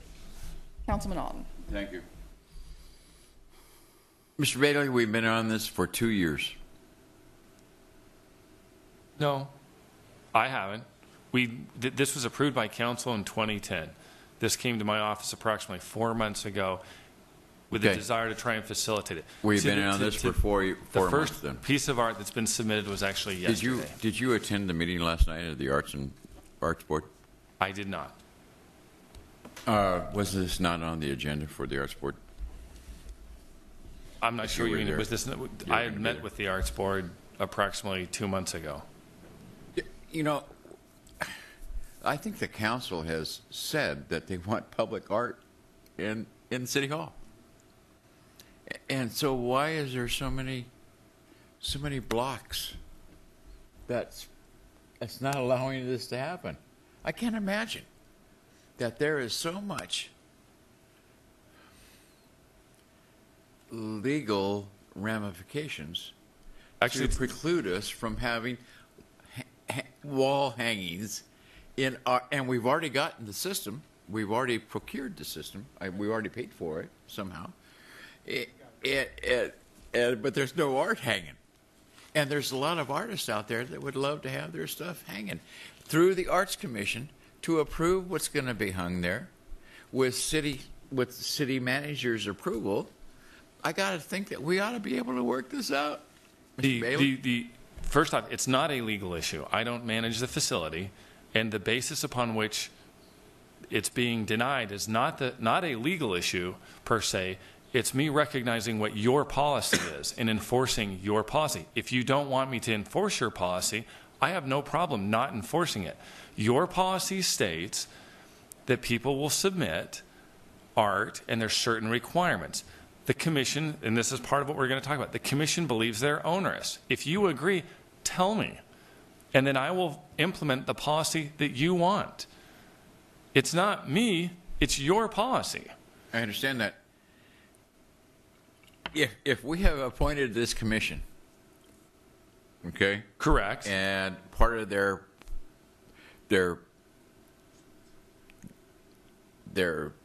charge is to advise you. Yeah, to advise us on what to put into the city. I gotta think that you can use them in order to put art on our city hall walls.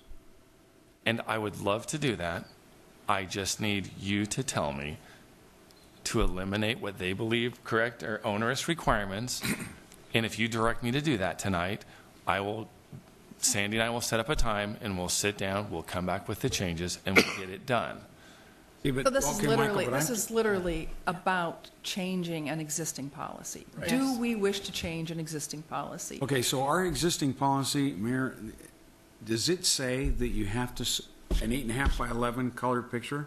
Is that what our policy says? The existing policy, which was attached, speaks to The commission also there will believes be that- a site plan, which shall be 8.5 by 11 sheet of paper into scale, and that will illustrate the design, the materials, and the dimensions, specifications necessary to ensure that the art can be sustained for the established length of time in the environment. There's requirements. I of know, that. but okay, could I submit something and draw in to kind of to scale? Okay, this is an 8.5 by 11. I'm going to have a picture here, a picture here, a picture here, and a picture here. And this is, would that suffice for you, or does it have to be more professional? If then you had a picture of what each piece of art was going up, I think that meets your policy. Okay, well then what's the, I don't see what I'm trying to figure out is what is onerous. That's what I'm trying to figure out, Michael. All right, I think that's the question I need to ask Ms. Staley. Okay. It might be helpful to try and start at the beginning as to why we thought changes were necessary. When the 2010 policy was written, there was a plan for individual artists to be hanging that art in City Hall.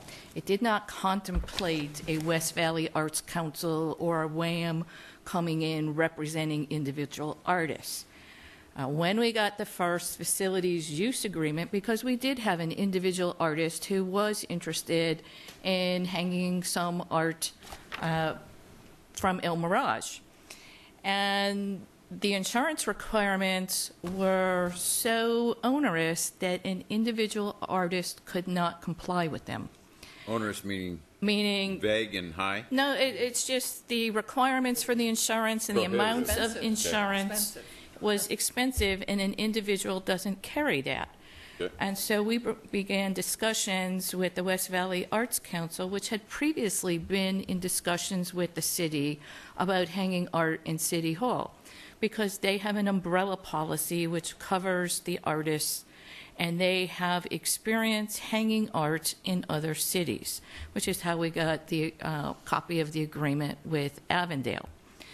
And when we met with Julie Richard and Connie Whitlock of WAM, because those are our two primary sources for the city, we said, let's not just do this piecemeal. Let's look at this policy in its totality and see if there are other issues here, because we don't want to have to keep going back to council and saying, no, it doesn't work, it doesn't work. Let's just do it at one shot. And so the organizations objected to the fact that there was a requirement to provide a two-scale representation of what the hanging was going to be. So, and one of their objections to that is that they do a call to artists. And yes, the art is selected, but sometimes when it comes in, it gets rejected because they retain the right to reject art because it comes in. The West Valley Arts Council, WAM, and the Arts Board, who would work together in a process. The art comes in, it's not properly hung, it doesn't have the right wire, or there's some problem with it. So that would require a constant change in terms of this two-scale requirement. It's also, you know, they're trying to keep costs down as well. And so that is a huge administrative burden on them to create a two-scale drawing. Okay, so we got two things that are onerous. One is the insurance, and two is this two-scale drawing. The insurance is onerous for individuals. And the original policy did not allow for organizations. So one of the changes we were requesting was to broaden the policy. We're not suggesting you should take individual artists out because we don't ever want to preclude the possibility that somebody might be able to meet the requirements. But we wanted to expand it to allow organizations to come in and have the ability to represent individual artists. There's also a requirement in here that in addition to the 2-scale drawing, the artists need to provide rendered copies or color photographs of the public art to illustrate the design, including all materials used, the dimensions, and any other specifications to ensure the art can be sustained. That is onerous. That is onerous in and of itself. There is also another requirement in the policy. Now, why did you recommend to us to approve that, Sandy? Okay? I can't go back and say, you know, when the policy first came before the Arts Board in 2010, it was looked at primarily as to how the Arts Board was going to work to get the arts hung and not in the details of this, and that's probably something with hindsight that should have been reviewed. I mean, there's also a requirement in this policy that the artist needs to, the artwork has to exhibit structural and surface soundness, be resistant to theft, vandalism, unintentional wearing, and excessive maintenance. And if you talk to an individual artist, I would say they don't know how to submit something that's not subject to vandalism. How do you create a piece of art that is not subject to theft or vandalism or even weathering? I mean, we have that problem in City Hall, parts of City Hall. You could hang it right real now high because of out of the sun. Because of the kinds of glass that are there. So we need to be very careful about where the art actually gets hung. So those were some of the driving issues as to why we were asking for change. The original policy also said the art could not be sold. And as far back as when I presented the strategic plan from the Arts Commission to this council, the question came up about the sale of art. And I did say, well, you do know that your policy says we can't sell the art. And I understand that the city doesn't want to be involved in the sale, but there can be information that says the art's for sale, contact this organization or contact this artist if it's an individual art. All those kinds of things are in this policy and really need to be considered for change. And I'm happy to walk through, you know, each and every one of these issues. Mr. Bailey and I have been through them, and they've been before the commission. We are now in agreement and have an understanding and think that we can work to a policy subject to your concurrence on the changes we're requesting. And that's helpful to know, and I think that's going to save us a lot of time knowing the two of you are in agreement.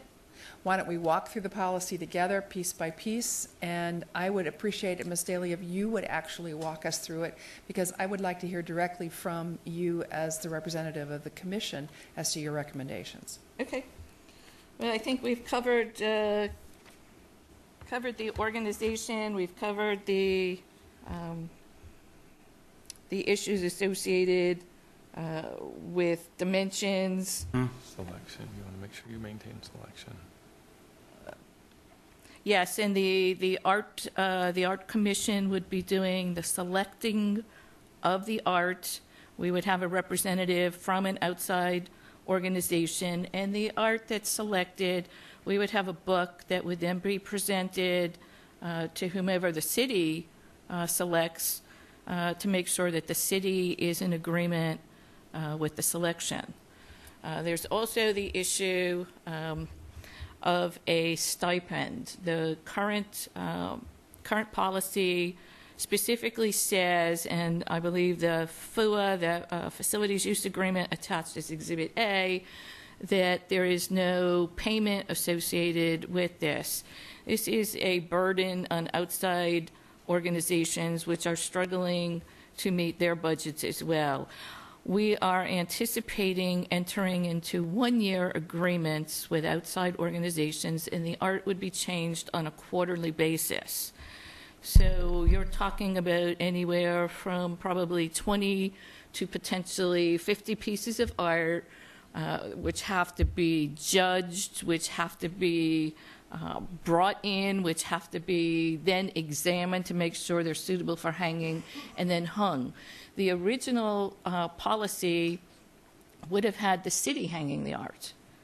Now we would have the outside organization actually taking on the responsibility to hang the art. So the proposal... And the liability. Yes. Right. And they would have the insurance to cover that. So the proposal is for $500 a quarter to do that. Mm-hmm. And we have budget. Julie Richard did leave a budget. Similar information came out of WHAM, so they're comparable. So our recommendation would be that you consider that and consider a permanent funding source so that we can continue to do this in City Hall over time. Make sure I cover everything. Now, I also understand, and this was not in the policy, but Mr. Coronado has advised us that he had potentially found a donor willing to supply up to $1,000 as a stipend for the hanging of art in City Hall. I don't know if that's still the case, if that's still available. I see a nodding head, yes. And there's nothing in any of the current policy documents that addresses that as well. The donation? The donation. How does that get handled? Is that money going to the city, and then the city is going to pay the outside party? I don't know. May I interject? Do you want the policy to reference that to the extent that the commission is able to secure donations, that the donations go directly to a arts commission fund? The whole city ought to be open to donations. Right. But the whole city is open to donations, but it all goes to the general fund. Do you want? I think there should be a policy. Am I understanding what you're saying? That to the extent that the Arts Commission solicits and receives monetary donations or art donations, that's a little different, but monetary donations, that would go directly to an Arts Commission fund. I just want to kind of correct that a little bit, because we're an advisory commission, so at this point we are not allowed to solicit donations, but I think Mr. Coronado can do that. And but we would address all of it in the policy, don't worry, Sandy. Okay. So we do need something to address that as well. For my only question about that would be, while we would be soliciting, all of us could be soliciting for the purposes of funding the arts efforts, but what would the procurement process be? So if in fact they needed to purchase a piece of art, they would have to go through the normal city procurement system, even though it would be coming from a fund that was set up for the arts. Correct. Right. All right. And then, do you think we need two separate policies regarding loan versus purchased art? Yes, and Sandy and I spoke earlier that let's get through the loan first before we start hammering out the purchase. If that's, that's okay. I agree with that. They're very different concepts, so I don't think we ought to mix them together. Okay. We had touched on the insurance requirements, and I know Mr. Bailey has some recommendations, but you do need to consider what you do with respect to individual artists in that regard.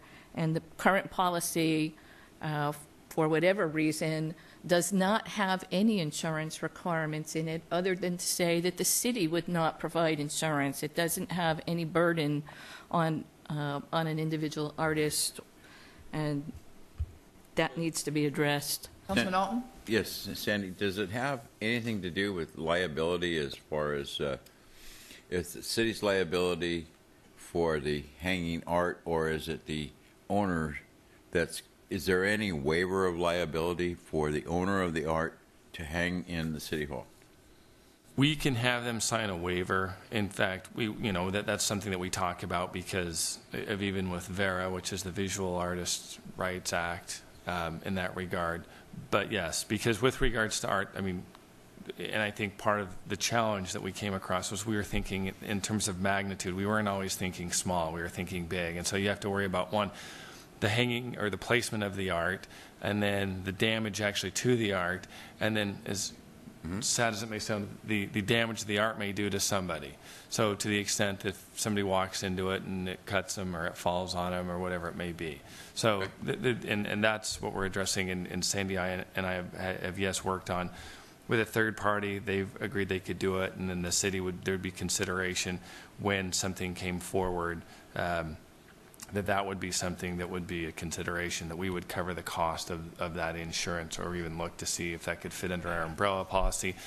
The challenge being, and I'll reference it for my staff, that to the extent that we had something like a Chihuly, you would probably want to get a separate policy for that because of the value. Yeah, a separate rider. So, and if we do acquire one of those, that would be pretty impressive. And then the sale. So you envision with the art being hung in City Hall or whatever city building, that the artist would have, he or she's card, if they wanted to sell it, showing a phone number to contact that artist directly, Well, buying the art. Is that the way? what I would envision, since we're not looking primarily at individual artists, is that we could have a reference to the organization that actually has done the hanging and represents those artists, to refer them back to there, and they can handle any requests related to a sale. So it would be a general reference rather than having if you want to buy this painting, here's who to call. I think Yes. it would be more. Okay. I think it would be more preferable. Yes. To have that general Okay. reference. We also probably could create a sheet to have out there of information on each painting as to who, title of the painting and the artist, and Okay. That'd be good. and have that there as well. Yeah, no- price tag. Correct. Interested in buying this picture, then please contact Yes, the third party. correct. Okay. Here, I've got a question. Councilman Woodard. If I have a picture, and I don't belong to an art association, but I have a picture and I want to donate it to the city, let's say it's one that I purchased, and it's a known artist, not Rembrandt or anybody, but maybe You want one to of loan those. it to the city, or you want to? Yeah, I want to just loan it to the city for display. If I'm hearing right, it's got to go through some organization in order to be hung. But you don't want to sell it. No, You I just don't want to loan it. sell it. Well, we're talking Well, about I might selling. want to sell it. Depending. It just depends. It's tough times. I'm just asking, if I have a picture that I'm ready or I would like to display, how do I go about that? Well, I mean, do I go through? we can address it in the policy, but I think conceptually what with the policy envisions, and I'll let Sandy follow up on this, is that there's kind of a master arts plan. And so there may be that opportunity, but the opportunity arises in the context of submitting it to the Arts Commission for review and or even in going to the third-party arts organization. And I guess you said three different things. I think you said donate, show, and borrow. And so donate, we get to do whatever we want with it because we'll ensure that we own title to it. But in terms of kind of showing it, I think there's, with the Arts Commission, you have to look at their direction in terms of, there's probably a master plan. Because keep in mind that right now, there is only one system in place that actually, where we can hang the art without drilling holes in the marble. And until we acquire additional systems, right now, I think we're physically limited to that area, correct? That's correct. But you do raise a good point, Councilman Woodard, and it is something that I did address the General Planning Commission on when they talked about arts with respect to the need for a master arts plan, because there may be people who want to leave an estate with art to the city, and it may be art that we don't want. So, and it may be art that we do. Maybe art that we want to sell. So we need a plan to address all of that, but I don't think this is the policy No. or the place to do that. That's a much larger debate to discuss some sort of a collections policy, and that would be my desire to see that you address that next, because I don't think we're there yet, obviously, but it's something to ponder, because I'm sure you're right, there are people who would like to donate. And there might be a desire after the Arts Commission reviews that donation. That donation would be, they would obviously be giving it for some sort of a tax benefit. You might choose to sell that piece of art because you don't want to hang that piece of art. But again, that needs to be in the hands of the Arts Commission to decide, and not us as a council. That would be my preference. And just as a comment with regards to kind of the various scenarios there, we are, I think, coming forward with a disposition policy as well with regards to city assets. So that would be something just so that you're aware of as well. I see here that the commission will have 2 members of the board to work with a third party to select the art. And would those 2 members also be in relation to what the mayor was talking about?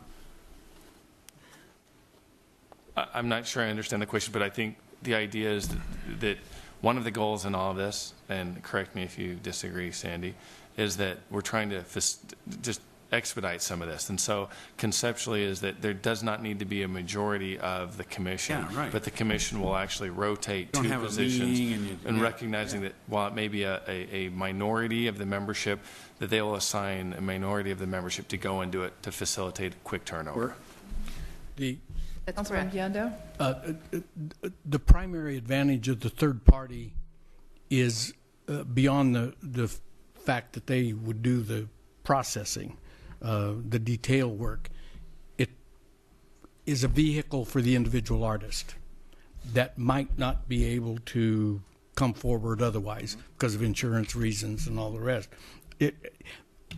Bottom line for me is that's the strength of the third party vehicle, that it does give that venue for the individual artist that he or she might not have otherwise. And they also have the databases of the individual artists to do the call to artists so that we get maximum participation.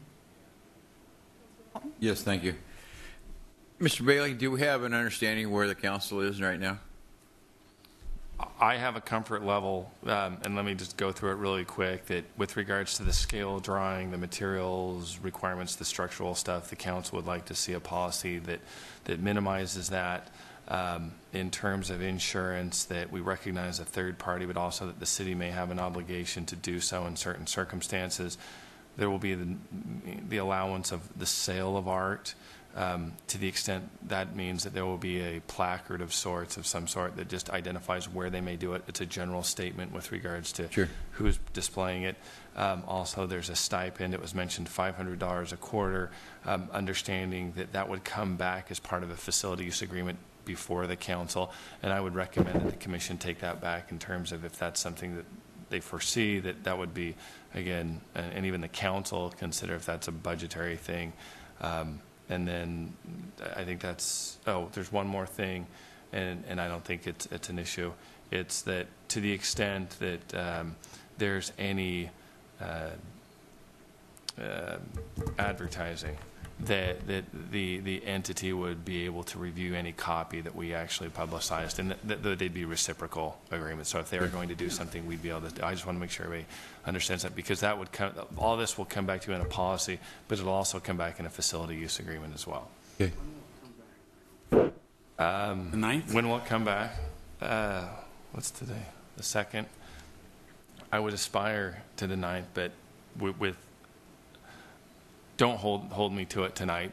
We have just a few outstanding things we're trying to work on, and so it would. I anticipate it'd be in October, but I don't know Mrs. Staley's schedule or the commission, and if the commission wants to talk about this and report back. So I would generally. Is 1 month okay? And that would allow. I know most of the commission members are here, but they may want to comment on it, and so. I don't think I need to take this back to the commission. Unless there's something in the policy, but as long as it covers this, I don't think it needs to go back. Councilman You know, Alden. I would hope that, Mr. Bailey, that you would communicate with Ms. Staley. Should there be any things uncovered in your policy that you hadn't thought of tonight, so forth, that you guys communicate. You communicate with the commission as well. So, one last question that I have is the system that we have already procured to hang. How many pictures does that accommodate, and where is it going to be located within the city of Surprise? I don't know the number of pictures it can hold, but I know that it's in that long hallway that goes between the atrium and the council chambers, so that you won't be subjected to the windows, and you have a lot of bare wall space there. So that was where we thought we would start this process with the first system. So does that system accommodate that whole hallway? No, it's only a middle section of the wall. And what did that cost us? I believe it was $1,700 or $1,800. So you're only looking at about 40 feet, 50 feet. Yeah, I didn't Is it in measure it. between? Yeah, I don't know, but I know it's in the center of that wall.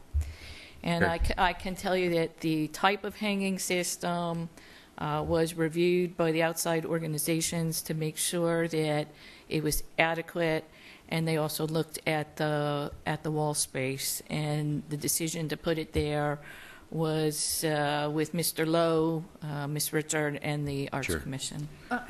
What about lighting? How is the lighting going to be dealt with? I mean, that's a dark hallway. It's sort of well,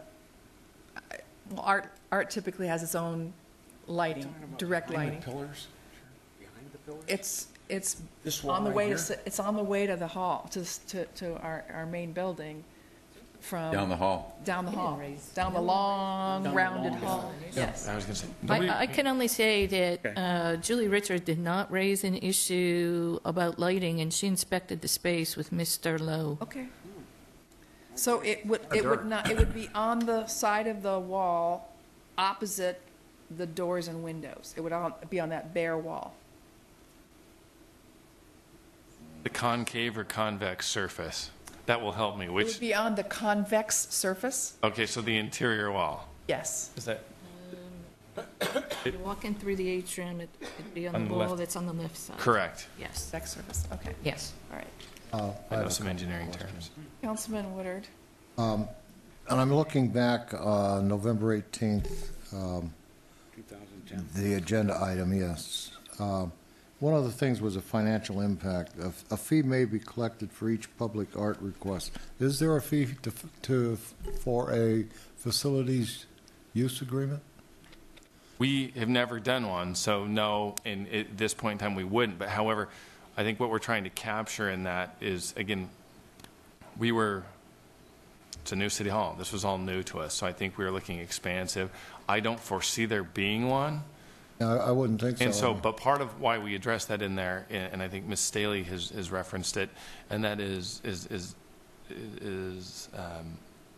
at times some of the requirements can be onerous for artists, and so just the recognition that some of the costs in there could be absorbed by the municipality for the benefit of the artist, and I think that's a fair statement to put in there.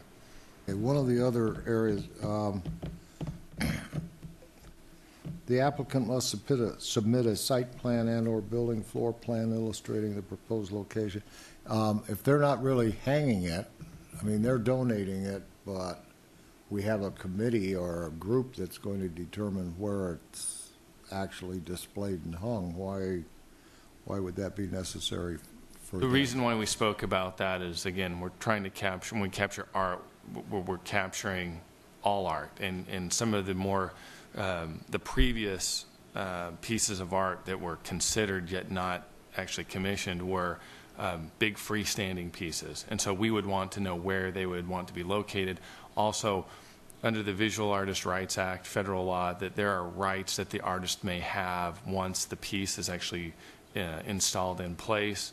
And so we would want to make sure that we would know where they wanted to install it, so that we could look at it to ensure that, I mean, even if it was outside of the building, that we could still maintain areas of the building, mow the grass, that kind of thing. That was the intent. However, the direction I have is with regards to, and we can clarify that with the hanging of art, and specifically in City Hall, that would not be a requirement. Because as you said, there's really, I mean, that you've given me sufficient feedback to go from there. Thank you.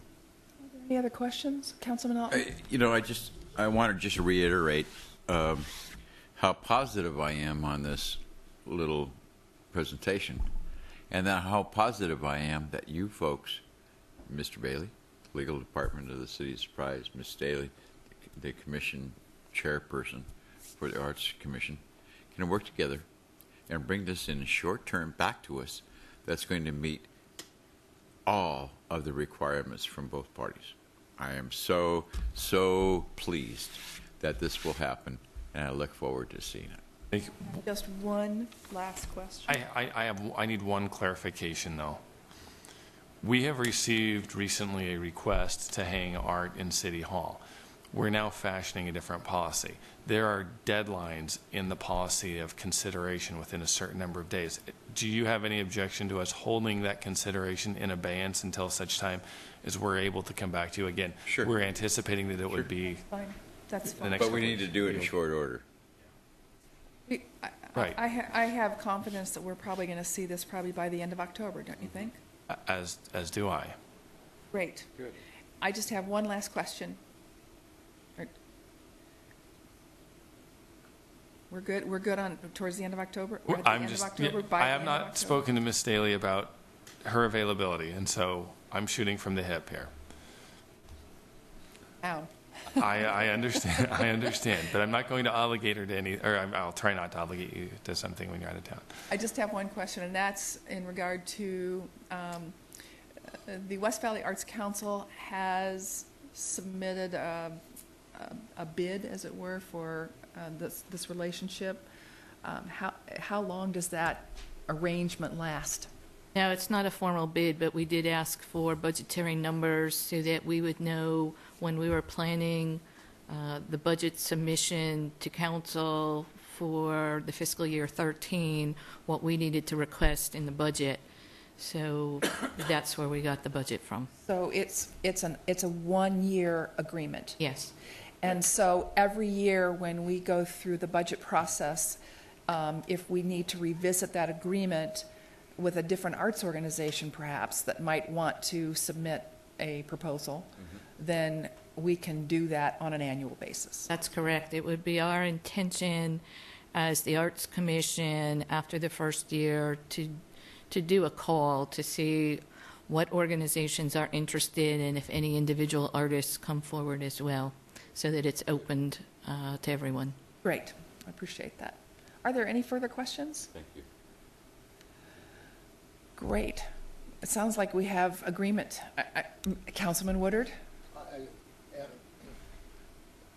This may seem like a stupid question, but I think each one of us in our offices, we have some type of art.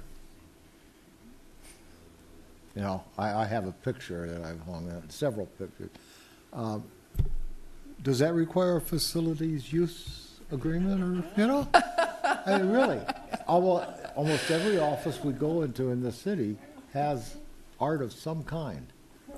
You know, I don't know how you feel about Mr. Woodard, but I sort of like to leave my decorating to myself, to my own in my own office. But I would certainly entertain, if somebody wanted to hang another picture in my office, I would entertain that. There are certainly a lot of common areas in the office spaces that are not subject to that harsh sunlight that we might be able to explore as additional areas to hang art. It's certainly an area where we receive a lot of guests on the 4th floor, but I don't know about you, but I would not favor an arts policy that dictated what Mr. Hillman could hang in his office. I think he might like to keep his BYU banners up and not have to submit that to the Arts Council. Yep. And I agree with you, and I guess maybe that's the point I'm trying to make. I'm glad we made that clear. Anything else? I think we're clear. And I thank you, Ms. Staley, and I thank all of you, members of the Arts Commission, for all your hard work and dedication to try to help us resolve this and bring forward great recommendations for the resolution of this policy. And thank you so very, very much. Thank you. We look forward to seeing you again. All right. At this point, we have a call to the public. Are there any members who have signed up to talk to the council this evening? No, Mayor. Is there anybody in the audience who wishes to come forward and address the council at this time? All right, then I will entertain a motion. This meeting is adjourned.